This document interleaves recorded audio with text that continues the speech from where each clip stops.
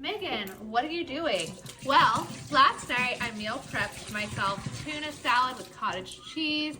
I prepped myself my overnight oats. You know, I even had Natey's milk ready in the fridge for the morning. My fridge door was cracked open. So,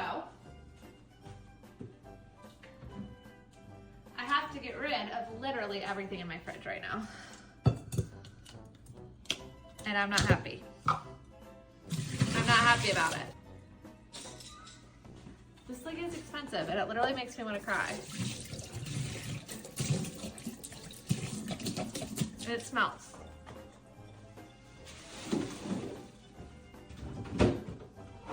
Fresh box of cheese from Costco. Trashed. At least I ate like 6 packs of them.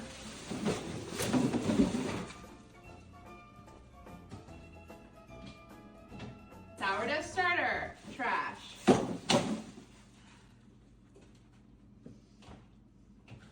At least I can clean out my fridge